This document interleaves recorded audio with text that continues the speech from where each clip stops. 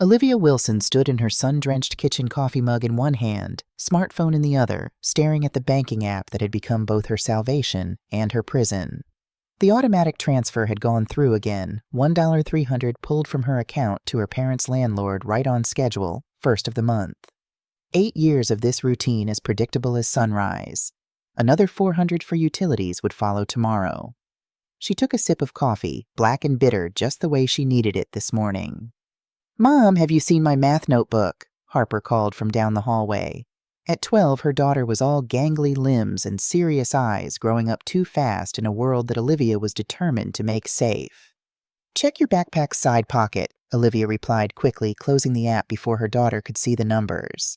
Harper didn't need to know how tight things sometimes got, despite Olivia's $115,000 salary as a remote software engineer. The divorce 8 years ago had left them financially stable but emotionally raw. Olivia had promised herself that Harper would never feel the uncertainty she had felt growing up.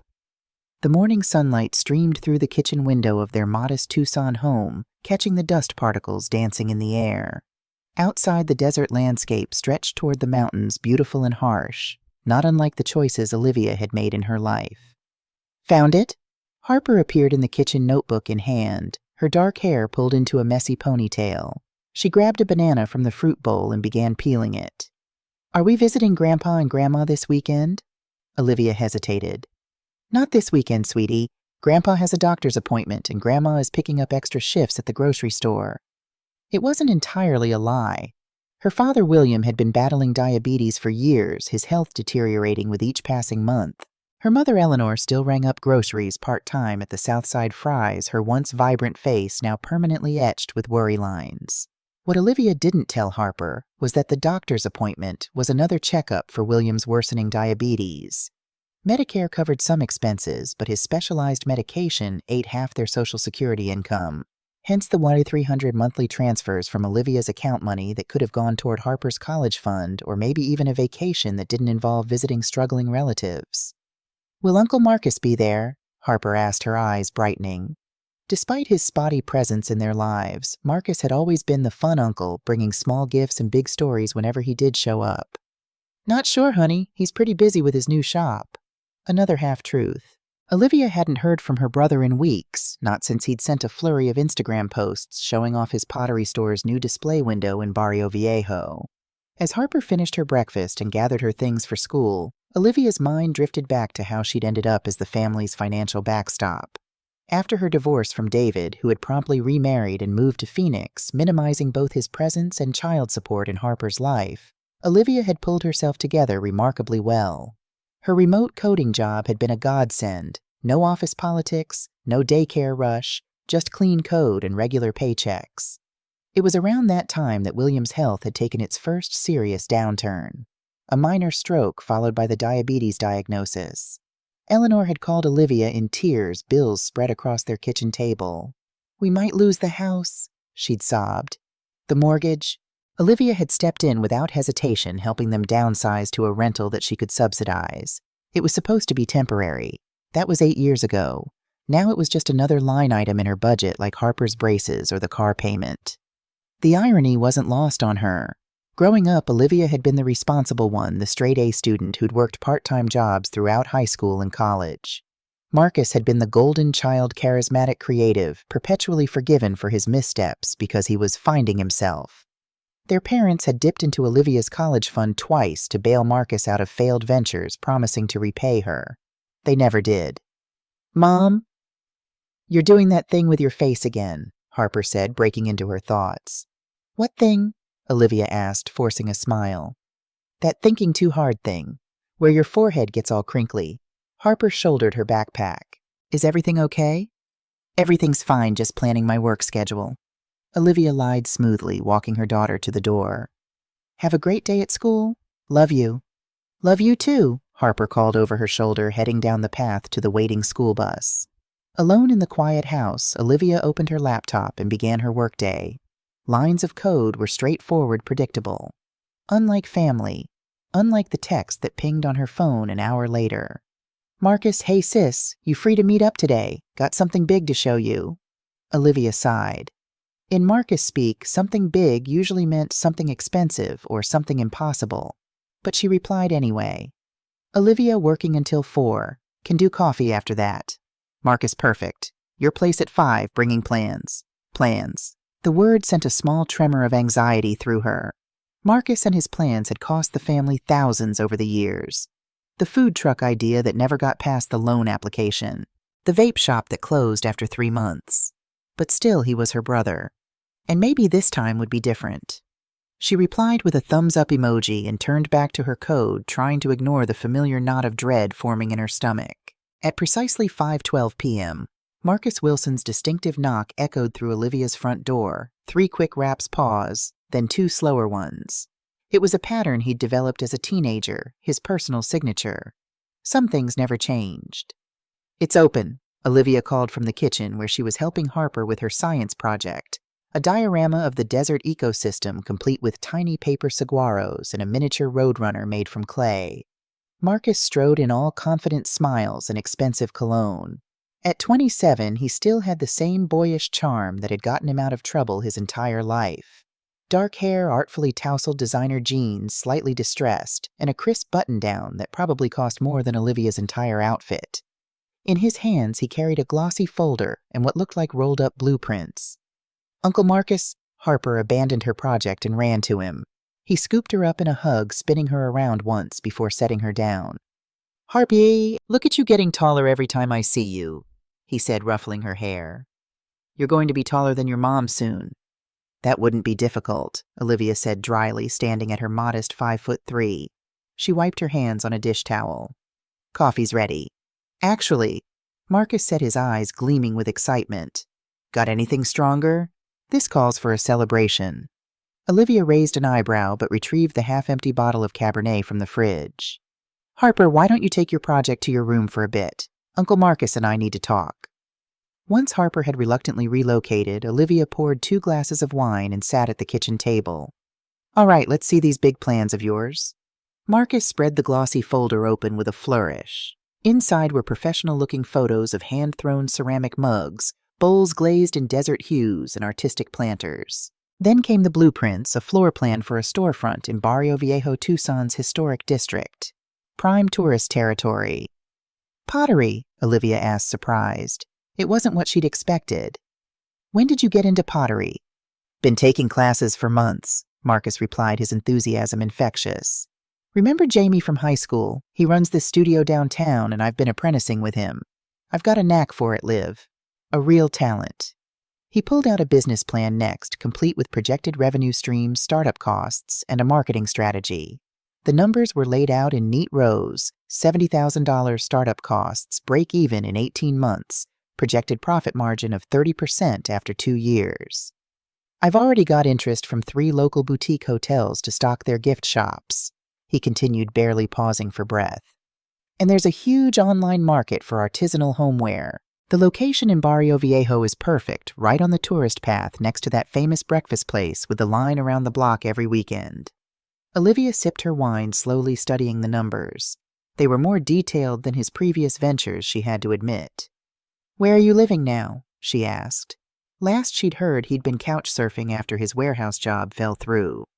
"Been staying with Hamie above the studio," Marcus admitted. "But this is my chance, Liv. My real chance to build something." "And the $70,000, she asked, cutting to the chase. Marcus leaned forward, his expression earnest. "I've got collateral this time. Something solid." He pulled out his phone and showed her a photo of a sleek black BMW 2019 model parked in front of Jamie's studio. Olivia nearly choked on her wine. "You bought a BMW when how?" And here came the first twist in Marcus's tale. He shifted in his seat, his confidence wavering slightly for the first time. "It was a gift, sort of. From a client at the studio, this tech guy who really liked my work. He was moving to Europe and offered me a deal I couldn't refuse." The words came too quickly, Marcus's tell, when he wasn't being entirely truthful. "Marcus," Olivia said firmly, using the tone that had always cut through his excuses. "The truth. Now." He sighed, running a hand through his hair. "Fine. I took out a loan for it. But it's in my name, paid up and worth about $45,000 now. Perfect collateral for a business loan." He hesitated. The thing is, the banks aren't exactly lining up to lend to someone with my credit history. And there it was. The real reason for the visit, the plan's the unusual level of preparation. Marcus needed a co-signer. He needed Olivia. "You want me to co-sign a $70,000 loan?" she said flatly. "Family helps family, right?" Marcus replied the familiar refrain that had echoed through their childhood home whenever one of his schemes needed funding. From the hallway came the soft sound of Harper humming to herself as she worked on her project, blissfully unaware of the tension building in the kitchen. "Let me think about it," Olivia said finally, closing the folder. "This is a lot to process, Marcus." "Of course," he said smoothly, but she could see the disappointment in his eyes. "Take your time.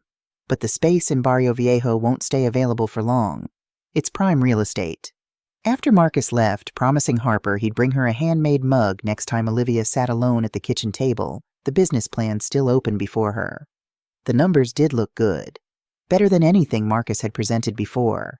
And he did seem genuinely passionate about pottery, something she hadn't seen in his previous ventures. Her phone pinged with a text from him. "Thanks for listening, Liv. This one's different. I promise. This one's real." She closed the folder and went to check on Harper, finding her carefully painting a tiny clay coyote for her diorama. "Is Uncle Marcus starting a pottery shop?" Harper asked without looking up from her work. "He's thinking about it," Olivia replied carefully. "Cool. He showed me some of his mugs on his phone. They're really pretty." Harper concentrated on applying a delicate stroke of gray paint to the coyote's tail. "Are you going to help him?" Olivia sat on the edge of her daughter's bed watching her work.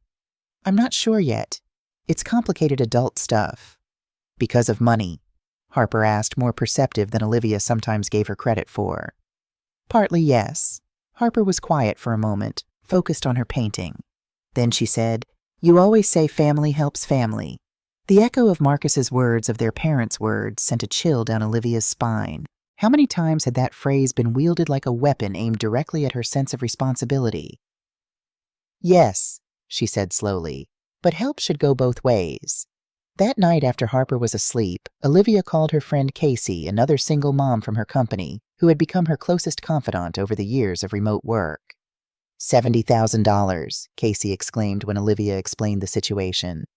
"That's not a loan, that's a house down payment." "The business plan is solid," Olivia said, surprising herself by defending Marcus's idea. "And he does have the BMW as collateral." "A car he shouldn't have bought in the first place," Casey pointed out. "Liv, you're already supporting your parents. How much more can you stretch yourself?" It was a valid question, one that kept Olivia awake long after the call ended. She found herself opening her banking app again, calculating and recalculating her budget.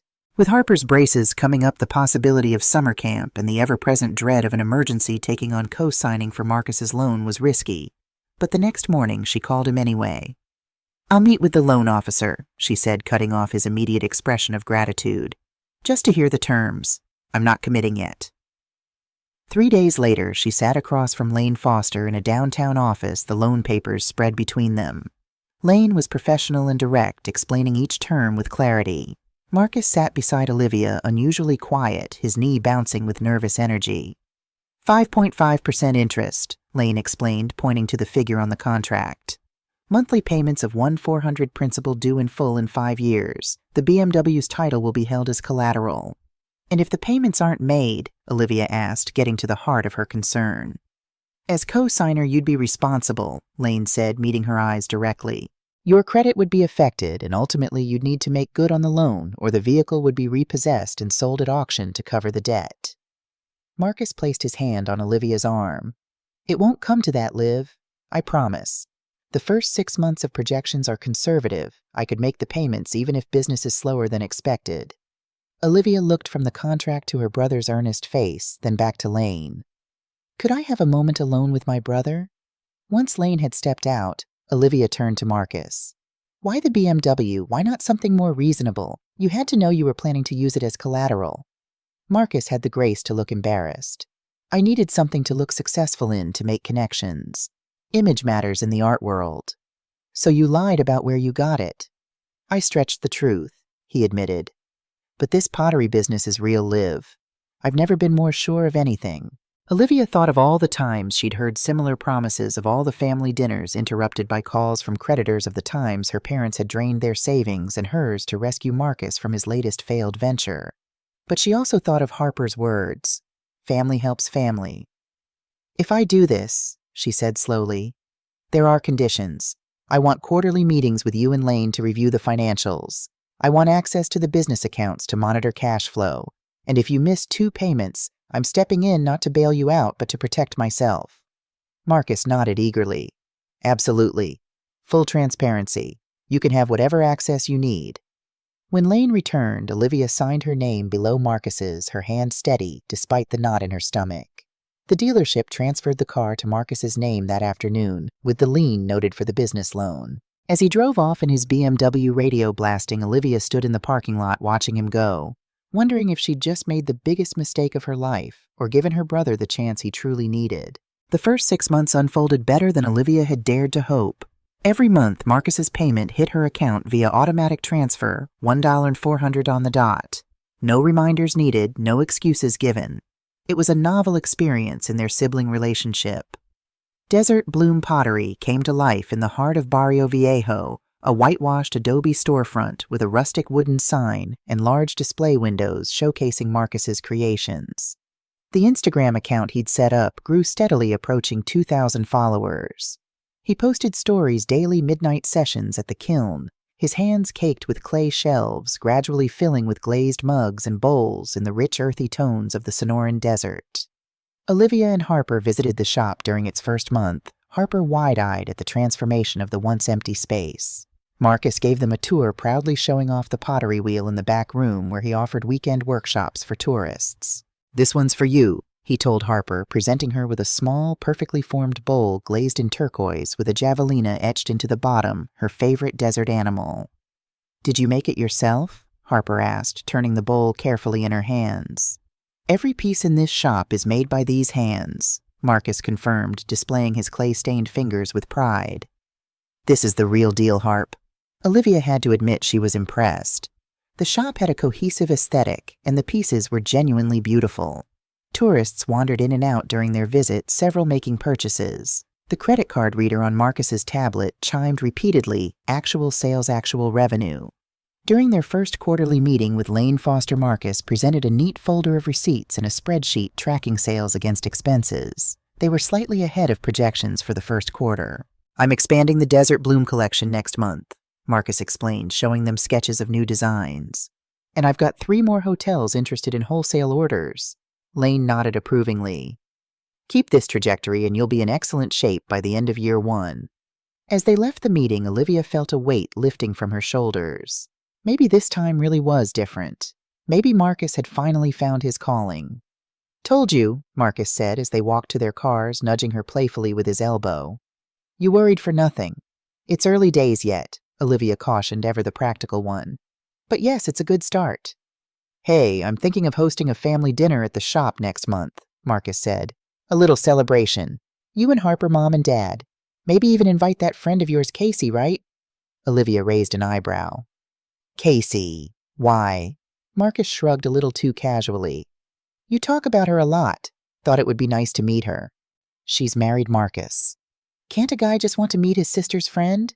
He grinned, the same charming smile that had gotten him out of trouble throughout childhood. "Anyway, think about the dinner. It would mean a lot to have everyone there." The idea of bringing her parents, Marcus, and her carefully constructed separate life together made Olivia uneasy, but she nodded noncommittally. "I'll check our schedule." She didn't tell Marcus that she'd been avoiding their parents lately. The monthly transfers continued, but she'd begged off Sunday dinners with increasingly flimsy excuses. The truth was, every visit left her emotionally drained. Eleanor's passive-aggressive comments about how seldom they saw Harper Williams' not-so-subtle hints about additional medical expenses not covered by insurance. It was a carefully choreographed guilt trip that Olivia had been performing her part in for too many years. 2 weeks after the quarterly meeting, Marcus sent a group text with a date for the family dinner. Eleanor responded immediately with excessive enthusiasm and multiple heart emojis. William chimed in that they'd be there with bells on. Olivia replied with a simple, "Sounds good," knowing she'd need to prepare both herself and Harper for the emotional minefield of a full family gathering. The night before the planned dinner, Olivia sat at her kitchen table reviewing her finances. The automatic transfers to her parents' landlord and utilities continued like clockwork. Marcus's loan payments were consistently on time. Her own mortgage, Harper's expenses, and the modest savings she managed to set aside each month were all accounted for. On paper, everything looked stable, yet she couldn't shake a growing sense of unease. "Everything okay?" Casey asked the next day during their virtual coffee break, a standing date between code sprints. They kept their cameras on while working a simulation of office camaraderie in their remote setup. "Just thinking about this family dinner tonight," Olivia admitted, running a hand through her hair. "Marcus is hosting at his shop. It's the first time we've all been together in months." "The pottery place is doing well then?" Casey asked, stirring honey into her tea. They had discussed Marcus's venture extensively over the past months, Casey's initial skepticism gradually giving way to cautious optimism as the consistent loan payments continued. "Surprisingly well," Olivia confirmed. "He's actually following through this time." Casey studied her friend's face through the screen. But I don't know. Something feels off. Maybe I'm just so used to waiting for the other shoe to drop with Marcus that I can't accept things going right." "Trust your instincts," Casey advised. "You know your brother better than anyone." That evening, Olivia and Harper drove to Barrio Viejo, the setting sun painting the adobe buildings in warm gold. Marcus had texted that he was running late from a supplier meeting and had given them the code to the shop's back door. "We can let ourselves in and start setting up," Olivia explained to Harper as they parked behind the building. The shop's back room was dimly lit, the pottery wheel sitting idle under a tarp. Boxes of clay and glazes lined the shelves alongside tools and half-finished pieces. But something was off. A thick layer of dust covered the work table, as if it hadn't been used in weeks. Harper moved into the main showroom ahead of Olivia, flipping on the lights. "Mom?" "This is weird." Olivia joined her immediately, seeing what had caused Harper's concern. The once vibrant displays were noticeably depleted. Several shelves stood empty, others held only a few scattered pieces. The chalkboard menu that had once advertised the Desert Bloom collection and workshop schedule was wiped clean. "Maybe he sold a lot recently," Harper suggested, but her voice held doubt. Olivia moved to the tablet that served as the shop's point of sale, opening the sales app. The last transaction was dated over 3 weeks ago. She pulled out her phone and called Marcus. It went straight to voicemail. She tried again with the same result. "Let me try Grandma," she told Harper, dialing her mother's number. Eleanor answered on the second ring. "We're running about 15 minutes late, honey. Your father's insulin needed adjusting." "Mom, are you and Dad meeting us at Marcus's shop?" "What? No, he said dinner was at your place. Said the shop was being renovated or something. We're bringing dessert." Olivia felt a familiar sinking sensation. "I'll call you right back," she said, ending the call abruptly. At that moment, her phone chimed with a banking alert. She opened the app to find a notification auto payment from Marcus Wilson failed due to insufficient funds. The other shoe had dropped. A quick search through her contacts found Jamie Marcus's pottery instructor, whose name she remembered from the early business discussions. He answered, sounding confused when she identified herself. "Marcus's sister, yeah, I know who you are. Is everything okay?" "I'm trying to find Marcus. He was supposed to meet us at the shop, but he's not here. When did you last see him?" There was an uncomfortable pause. "Look, I don't want to get in the middle of family stuff. Please, Jamie, I co-signed a substantial loan for this business. I need to know what's going on." Another pause, then a heavy sigh. "He hasn't been to the studio in over a month. Said he was too busy with the shop to take classes anymore, but..." He trailed off. "But what?" "Well, some of the other students saw him working as a bartender at the Copper Lounge downtown. I figured the shop must not be doing as well as he hoped." Olivia thanked him and hung up, a cold clarity settling over her. She dialed Marcus one more time, unsurprised when it went to voicemail again. This time she left a message. "Marcus, I'm at the shop. Call me immediately." She turned to Harper, who was watching her with worried eyes. "Change of plans, honey. We need to head home. Looks like dinner will be at our place after all." "Is Uncle Marcus okay?" Harper asked as they walked back to the car. "I'm sure he's fine," Olivia replied, keeping her voice steady despite the anger building inside her. "He's just got some explaining to do." On the drive home, her phone finally rang Marcus. "Hey, sis," he said, his voice artificially bright but with an undercurrent of tension. "Got your message. Sorry about the confusion with Mom and Dad. I meant to call you about the change of plans, but things got crazy today. Where are you, Marcus? Olivia asked, putting the call on speaker since she was driving. Just finishing up a meeting with a potential investor. Huge opportunity, Liv. This guy wants to franchise Desert Bloom across the Southwest. Stop lying, she said quietly, aware of Harper listening beside her. I was at the shop. I saw how empty it is. I know the last sale was weeks ago. I know you're bartending at the Copper Lounge. And I just got an alert that your loan payment bounced. The artificial brightness vanished from his voice. Look, it's just a temporary cash flow issue. The summer tourist season is slow, everyone knows that. Things will pick up in fall. Mom? Harper whispered, pointing to her phone. On the screen was Marcus's latest Instagram post, not from a business meeting, but a poolside selfie at a resort time-stamped 2 hours ago. A half-empty cocktail was visible in the foreground, and a woman's arm draped across his shoulders. Olivia's grip tightened on the steering wheel. Harper just showed me your Instagram, Marcus. Business meeting at the resort pool. A long pause, then. I can explain. You can explain to all of us. Mom and Dad are coming to my house for dinner, apparently on your invitation. You have 30 minutes to get there too, or I'm calling Lane Foster in the morning and reporting the loan default. She ended the call before he could respond, the familiar mixture of disappointment and resignation washing over her. Of course, Marcus had found a way to sabotage his success. He always did. Is Uncle Marcus in trouble? Harper asked in a small voice. Olivia glanced at her daughter, seeing the worry in her eyes. She softened her tone. He's made some poor choices, honey, but we're going to sort it out.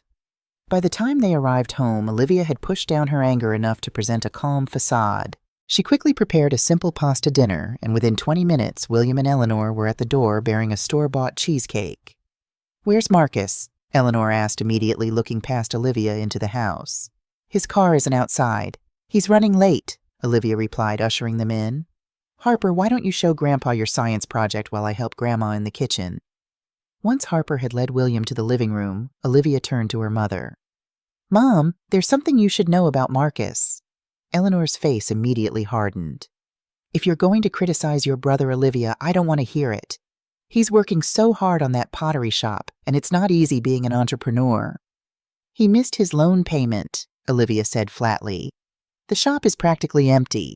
He hasn't been making pottery for weeks, and he's working as a bartender while posting pool party photos on Instagram. Eleanor waved a dismissive hand. You always exaggerate when it comes to your brother. He's just going through a rough patch. Business has ups and downs. I co-signed for $70,000, Olivia reminded her. This isn't a small thing. Family helps family, Eleanor replied, the familiar refrain that had been wielded against Olivia her entire life. Before Olivia could respond, the doorbell rang. Marcus had arrived. He entered with his usual charisma, hugging Eleanor effusively, shaking William's hand and presenting Harper with a small gift, not handmade pottery. Olivia noticed but a mass-produced keychain from the resort gift shop. Sorry I'm late, everyone, he announced. Had a potential investor meeting run long. Could be huge news for Desert Bloom Pottery. William beamed with pride. That's my boy. Always the entrepreneur. Olivia caught Marcus's eye across the room, her expression making it clear she wasn't buying his performance. He looked away quickly. Dinner was a tense affair, at least for Olivia. Marcus regaled their parents with exaggerated tales of the shop's success while they hung on every word. Harper remained unusually quiet, picking at her pasta. When Eleanor and William stepped outside to take a phone call from a neighbor about their sprinkler system, Olivia finally confronted her brother. What happened to the money, Marcus? She asked, quietly conscious of Harper still at the table. He stared down at his plate. Cryptocurrency, he admitted after a long pause. This guy I met at the bar, he had this foolproof system, said it was a once-in-a-lifetime opportunity. And there it was, the twist that would change everything. Marcus had gambled the business loan on a crypto scheme, likely losing most of it.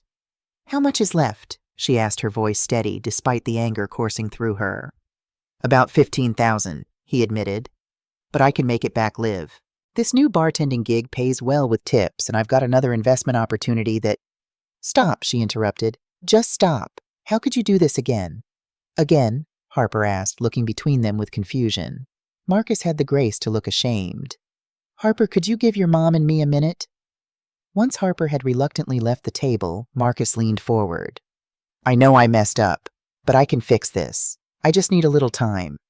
Time isn't going to magically create $55,000, Olivia said. The loan is in default, Marcus. If you can't make the payments, they'll repossess the BMW and I'll still be on the hook for whatever the difference is after they auction it. I know, he said, running his hands through his hair. But if you could just loan me a little more to tide me over. Are you serious right now? Olivia's voice rose despite her efforts to stay calm. After everything you're asking me for more money. Family helps family, he said, deploying their parents' favorite phrase like a shield. Before Olivia could respond, William and Eleanor returned immediately, sensing the tension.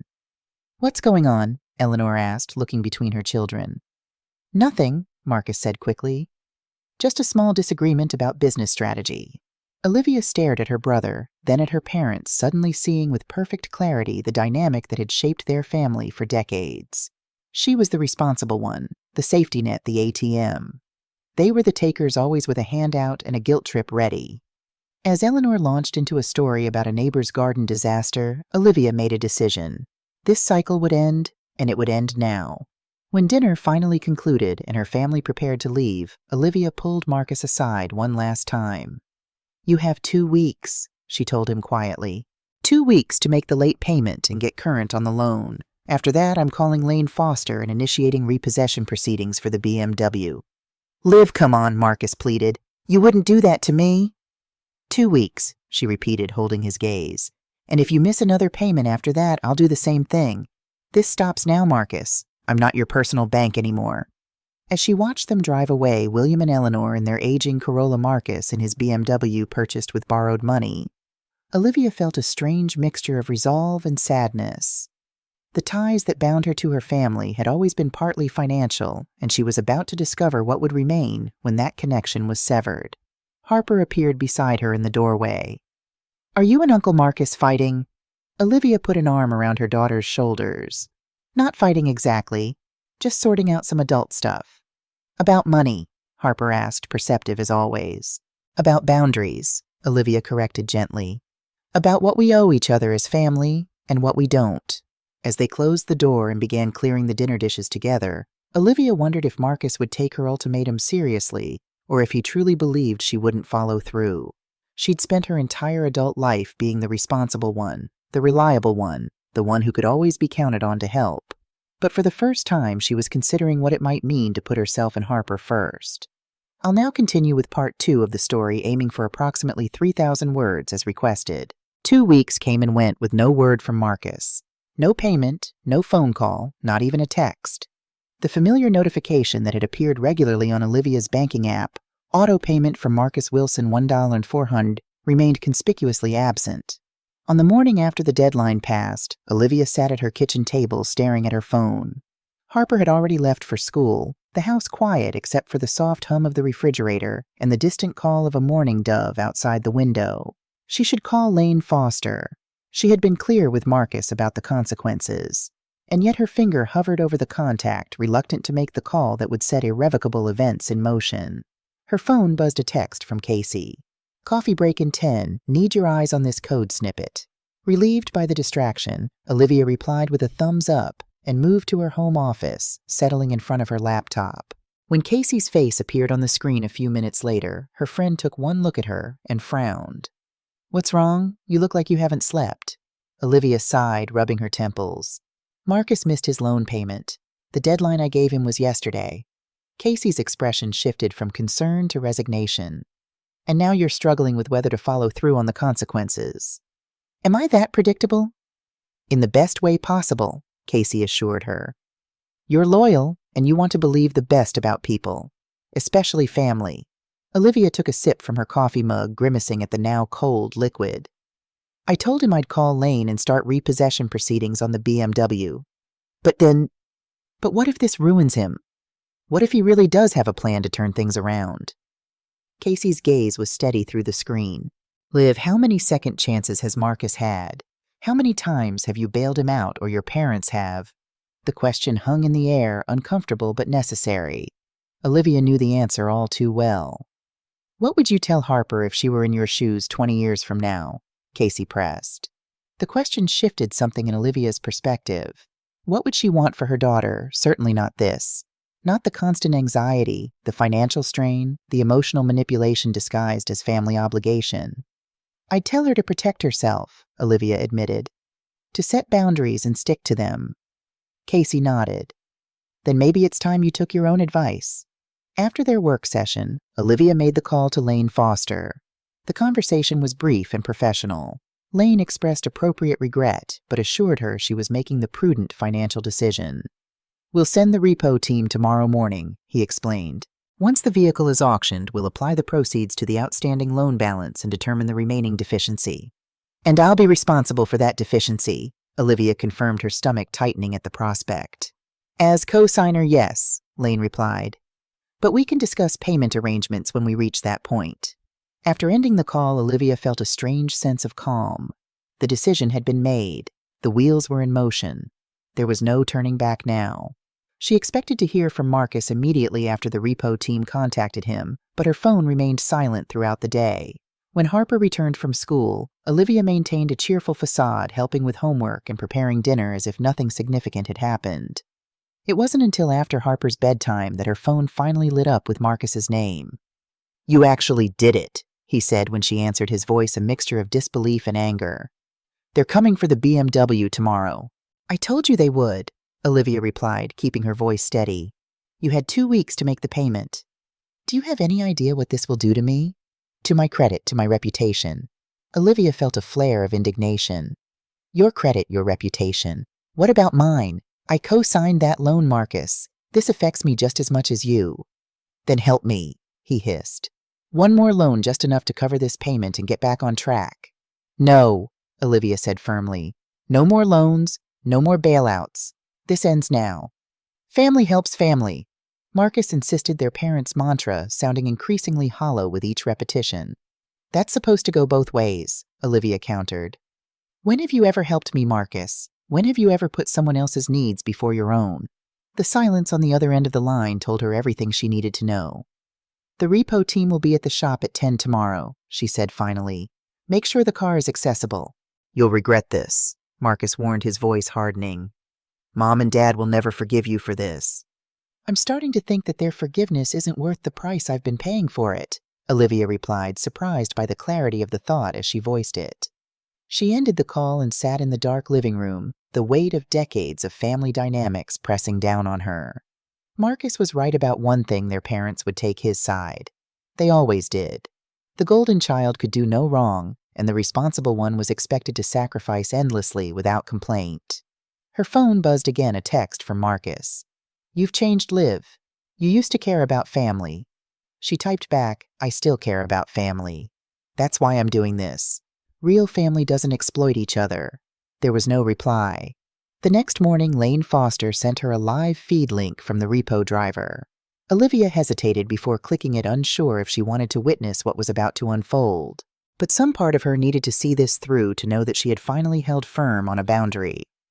The video showed the storefront of Desert Bloom Pottery, the once vibrant shop now looking neglected, the sign swinging slightly in the morning breeze.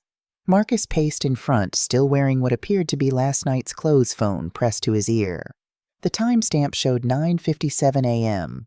A flatbed tow truck rolled into view, parking across the street. 2 men in high-visibility vests emerged, clipboard in hand. Olivia watched as they approached Marcus, who immediately became animated, gesturing wildly. Though there was no audio, she could imagine the scene: Marcus deploying his charm, making excuses, perhaps even trying to bargain. The repo men remained impassive, one pointing to the paperwork while the other began examining the BMW parked nearby. Marcus's gestures became more frantic. He stepped between the second man and the car, still talking rapidly. The first repo man made a call, presumably to confirm the repossession order. After a brief conversation, he nodded to his partner. They moved with practiced efficiency, one distracting Marcus while the other quickly hooked up the BMW. Marcus lunged for the driver's door of the repo truck, but the first man smoothly sidestepped, blocking his access. Within minutes, the BMW was secured to the flatbed chains, clanking as the hydraulics lifted it. A small crowd of tourists had gathered on the sidewalk, some with phones out, capturing the drama. The repo truck pulled away, and Marcus chased it for half a block, before stopping, hands on his knees, watching as it turned the corner and disappeared. The video feed ended. Olivia set down her phone, a complex mix of emotions washing over her. Relief that it was done. Sadness for what it represented. Worry about the financial fallout still to come. And underneath it all, a small, growing sense of liberation. Her phone rang again. Lane Foster. "It's done," he confirmed. "The vehicle will go to auction next week. I'll keep you updated on the results." "Thank you," Olivia said. "What happens next?" "Once the auction is complete, we'll apply the proceeds to the outstanding balance. Based on the vehicle's condition and current market value, we're likely looking at a deficiency of around $40,000 to $45,000. The figure made Olivia wince, but it wasn't unexpected. "And then we'll file for a deficiency judgment against both you and Marcus. It becomes an unsecured debt at that point. We can discuss payment arrangements, or you have the option to pursue Marcus for his share." After the call, Olivia opened her banking app and stared at the recurring transfers scheduled for her parents. Rent, utilities, internet, nearly $1,700 in total, set to pull from her account in 2 days. Her finger hovered over the first item, $1,300 for rent, scheduled to transfer on the first of the month as it had for 8 years. With the looming deficiency judgment on Marcus's loan continuing, these payments would stretch her finances dangerously thin. Harper's needs braces a school trip next spring. The college fund that was growing too slowly would have to come first. Taking a deep breath, Olivia toggled the recurring payment to off. A confirmation banner appeared. Scheduled payment canceled. She proceeded to disable the remaining transfers for utilities and internet. For the first time in 8 years, Olivia's parents would be financially on their own. She knew the fallout would be swift and dramatic. Eleanor would call, voice quivering with indignation and hurt. William would likely deploy his health issues as leverage. Marcus would undoubtedly use it as evidence of her betrayal. But as she closed the app and turned to her work, Olivia felt a strange sense of peace descending. The choices she had made that morning were long overdue, painful but necessary steps toward reclaiming her own financial and emotional well-being. Later that afternoon, Lane sent her the online auction listing for the BMW. Starting bid $25,000, no reserve. Bidding would close in 3 days. By evening, her phone was buzzing constantly with notifications from the family group chat. She muted it without reading the messages, focusing instead on helping Harper with a science project on desert conservation. "Mom," Harper asked as they worked side by side at the kitchen table, "is everything okay with Uncle Marcus? You seem stressed." Olivia considered how much to share with her perceptive daughter. "Uncle Marcus and I are having a disagreement about money," she said finally. "Sometimes adults have complicated relationships, especially around financial responsibilities." Harper nodded thoughtfully, gluing a small cactus made of felt onto their diorama. "Is that why you were watching that video of his car being taken away?" Olivia froze. "You saw that? I came in to ask about breakfast and you were watching it on your phone. You looked really sad." Setting down her scissors, Olivia turned to face her daughter fully. "I am sad, honey. It's hard when family doesn't treat each other with respect. Uncle Marcus borrowed a lot of money and wasn't paying it back like he promised." "So they took his car?" "Yes. It was part of the agreement when he borrowed the money. If he didn't pay, they could take the car and sell it to get some of the money back." Harper considered this. "That seems fair. If you borrow something, you should give it back or replace it." The simple wisdom of children, Olivia thought.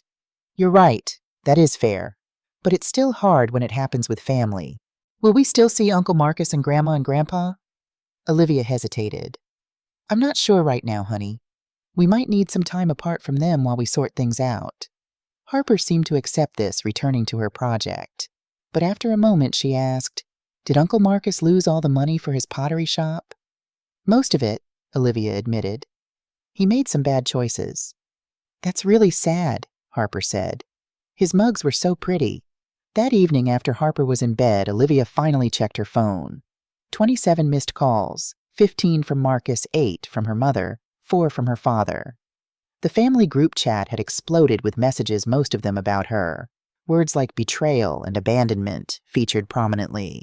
She scrolled through quickly, not reading most of them, until a particular message from Marcus caught her eye. "Liv just canceled all financial support for Mom and Dad, too. Their rent is due in 2 days. Dad needs his insulin." This is how she treats family. Guilt twisted in her stomach, quickly followed by indignation. Their parents weren't destitute. They had Social Security income and Eleanor's part-time job. William's insulin was largely covered by Medicare. They had managed before Olivia started supporting them. They could manage again. Her phone rang again, Marcus, for the 16th time.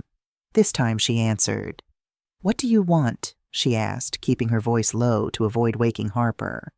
"You've gone too far," he hissed. "Cutting me off is one thing. But Mom and Dad, they're in their 60s, Liv. Dad's health is precarious.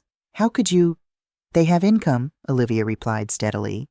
"They've become dependent on my support, but they don't actually need it to survive." "Dad's insulin is covered by Medicare," she interrupted.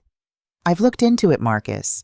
The basic insulin he needs is affordable with his coverage. The rent I've been paying is for a 3-bedroom house when they could downsize to something more manageable. The internet package I've been funding includes premium channels they barely watch.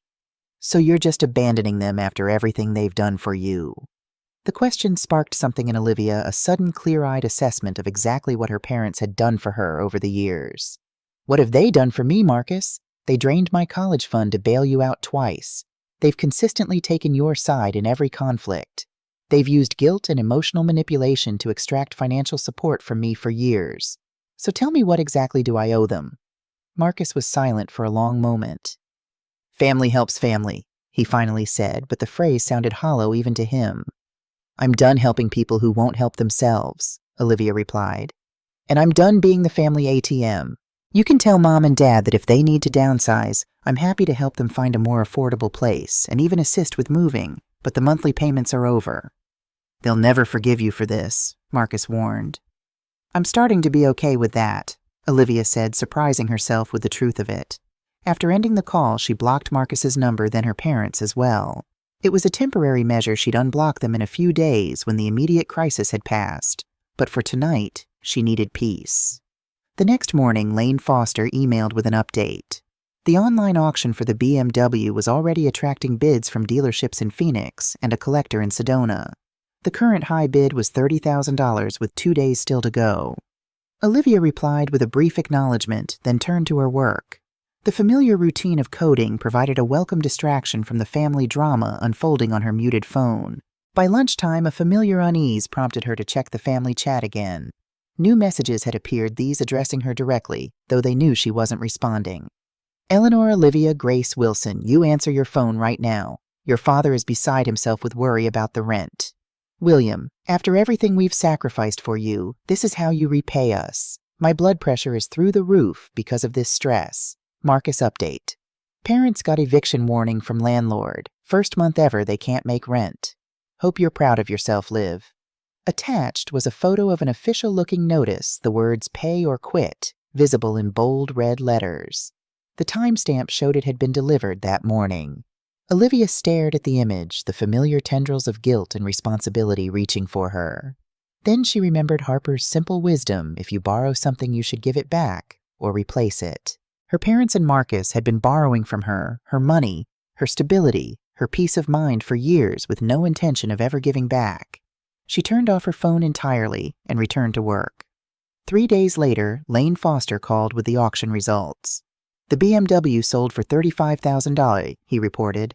"After fees and expenses, we've applied $32,500 to the loan balance, leaving a deficiency of—" Olivia did the quick math. $42,500 plus accrued interest, Lane confirmed. "We'll be filing the judgment lien against both you and Marcus this week. As co-signer, you're equally liable, but you do have the right to seek contribution from Marcus for his share."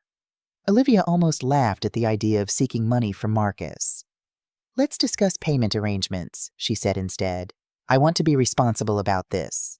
They settled on a monthly payment plan that was strict but manageable within Olivia's budget, especially now that she wasn't supporting her parents. Lane assured her that making consistent payments would protect her credit score from major damage. After the call, Olivia printed the auction receipt and deficiency notice, slipping them into an envelope addressed to her parents' home. No note, just the documentation of what had transpired. They deserved to know the financial reality she was facing as a result of helping Marcus.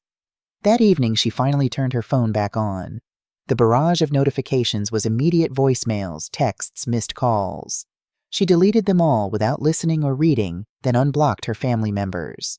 If they wanted to reach her, they could, but she would engage on her terms now.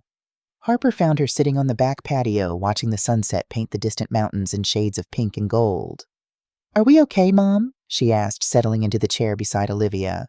Olivia reached over to squeeze her daughter's hand. "We're more than okay, honey. We're finding our way to something better." "What about Grandma and Grandpa and Uncle Marcus?" Olivia chose her words carefully. "They need to learn to stand on their own feet. And we need to learn that helping someone doesn't mean carrying them forever."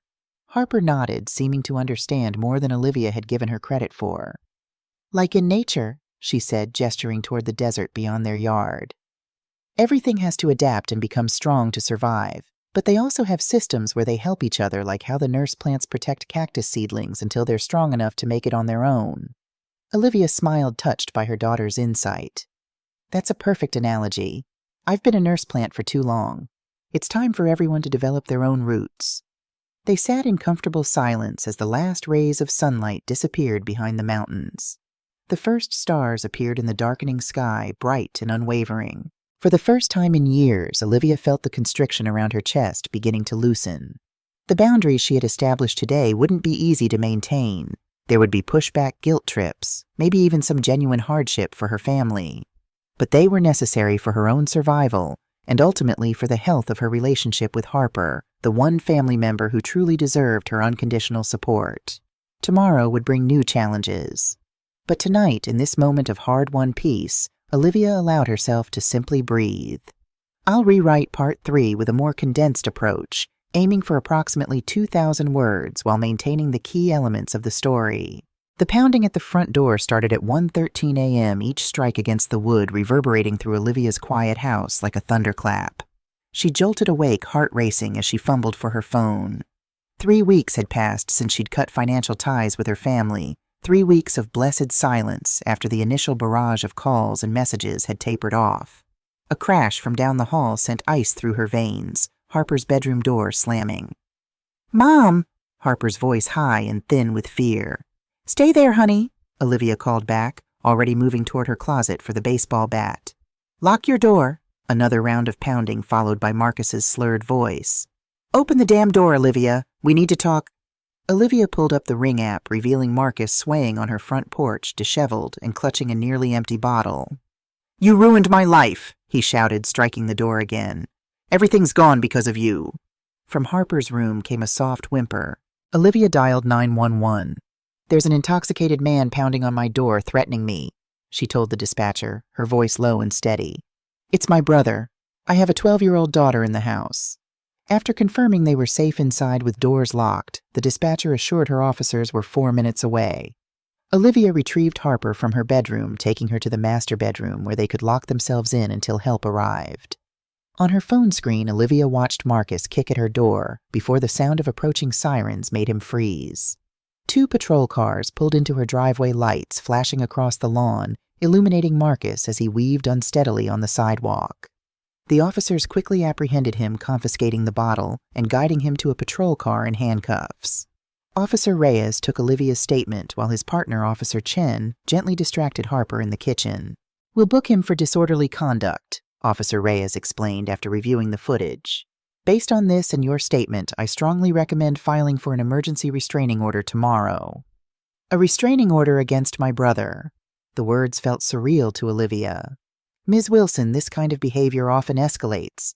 Officer Reyes replied, his expression sympathetic but firm.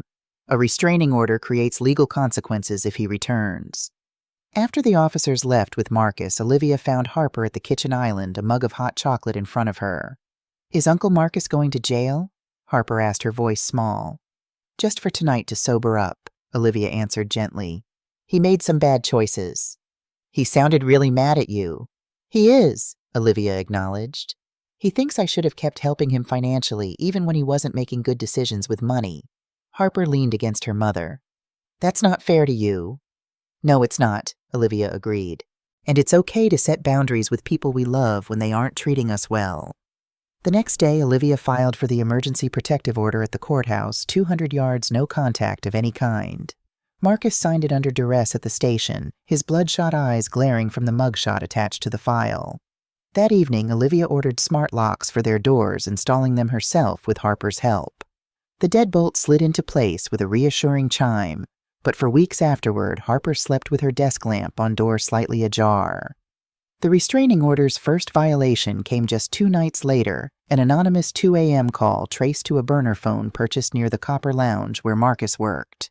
A citation was issued with a $500 fine, suspended if there were no further violations. Marcus didn't call again.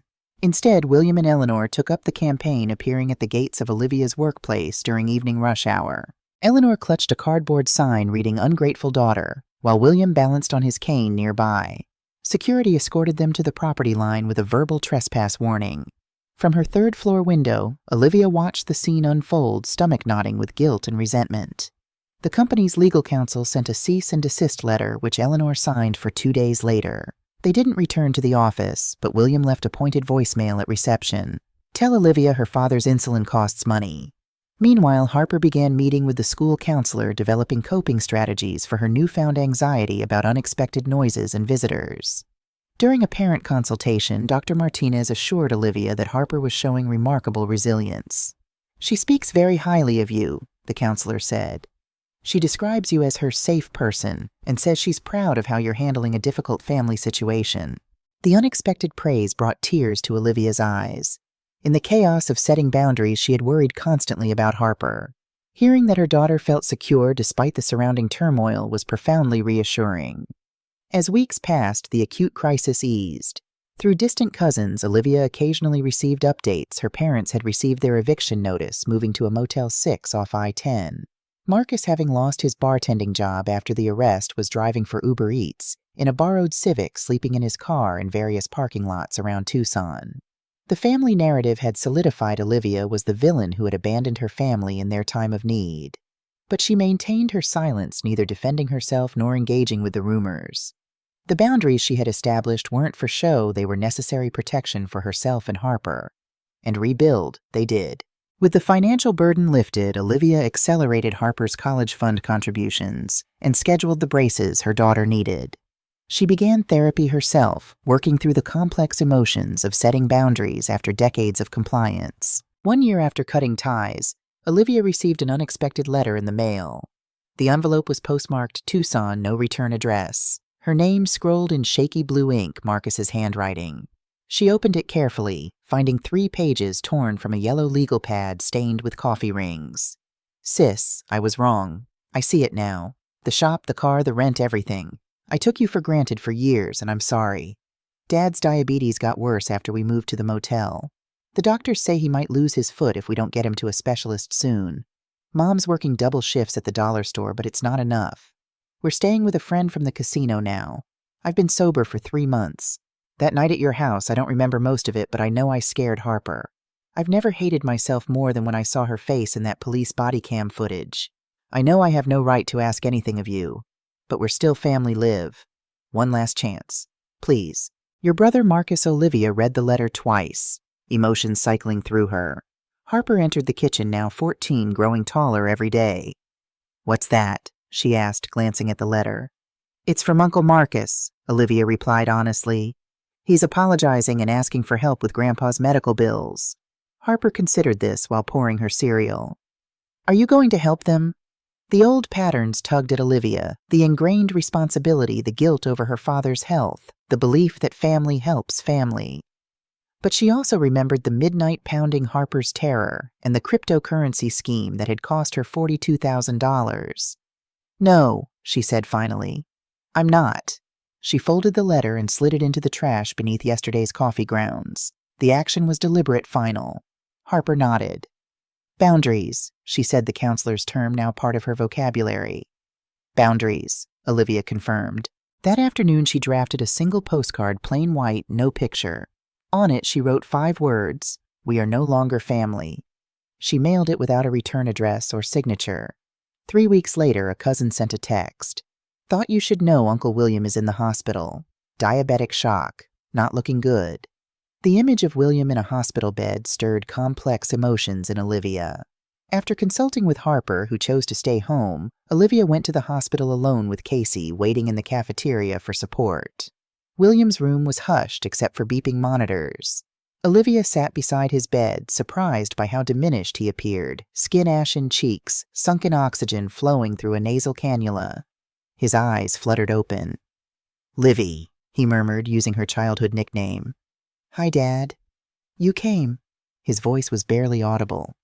"I did." William's gaze held hers surprisingly lucid. "I know we hurt you.